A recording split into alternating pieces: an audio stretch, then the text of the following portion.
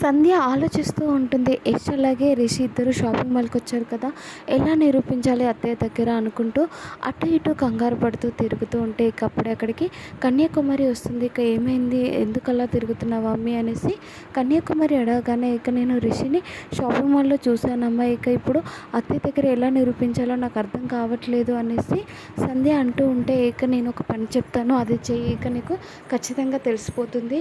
రిషి అలాగే యష్ ఇద్దరు షాపింగ్ మాల్కి వచ్చింది రాంది తెలిసిపోతుంది అని కన్యాకుమారి అనగానే వెంటనే శశికి కాల్ చేస్తుంది సంధ్య. ఇక అమ్మ నాకు కాల్ చేస్తుంది అనేసి సంతోషంగా శశి ఫోన్ ఎత్తుతుంది. ఇక అమ్మ శశి ఎలా ఉన్నావమ్మా, ఇక మీ నాన్న రిషి ఇంతకుముందు షాపింగ్ మాల్కి వచ్చారు కదా, మనం వచ్చిన షాపింగ్ మాల్కి అని సంధ్య అడుగుతూ ఉంటే, ఇక అమ్మ ఏంటి నన్ను ఇలా అడుగుతుంది, ఇక ఇప్పుడు నేను ఏం చెప్పాలి అనేసి శశి ఆలోచిస్తూ ఉంటుంది. ఇక మీ అమ్మ మీ నాన్న అలాగే రిషి ఇద్దరు నాకు షాపింగ్ మాల్కి రాలేదని అబద్ధం చెప్తున్నారమ్మా, నువ్వైనా నిజం చెప్పు అని సంధ్య అడుగుతూ ఉంటే, ఇక ఏం చెప్పాలి అనేసి ఆలోచిస్తూ ఉంటుంది శశి. ఇక చాటు అదంతా సింధు చూస్తూ ఉంటుంది.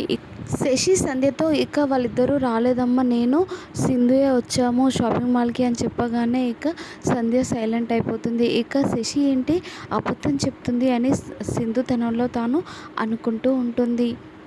రిషి అలాగే యష్ ఇద్దరు గదిలో పడుకుంటూ ఉంటారు. ఇక ఈరోజు అమ్మ నువ్వు నేను శశి ఎంత బాగా ఎంజాయ్ చేశాం కదా నాన్న, నలుగురం ఒకే దగ్గర ఉంటే ఇక మనం అందరం ఒకే దగ్గర ఎప్పటికీ కలిసి ఉంటే ఇంకెంత బాగుంటుంది అని రిషి అంటూ ఉంటాడు. ఇక దిండ్లు తీసుకొని ఒక దిండు శశి అని ఒక దిండు అమ్మ అని చెప్పి ఇక వాళ్ళ మధ్యలో పెట్టి రిషి పడుకుంటూ ఉంటాడు. ఇక తన పక్కన ఉన్న దిండుని శశి అనుకుంటూ చూకొడుతూ ఉంటాడు యష్. ఇక అలాగే సింధు రిషి పక్కన పడుకున్నట్టుగా కలగంటూ అదంతా ఊహించుకుంటూ ఉంటాడు యష్. ఇక మరి రిషి కన్న కళ నిజమవుతుందా, యష్ అలాగే సింధు ఇద్దరు ఒక్కటైపోతారా, ఏం జరగబోతుందో మరి నెక్స్ట్ ఎపిసోడ్లో చూద్దాం. Thank you for watching.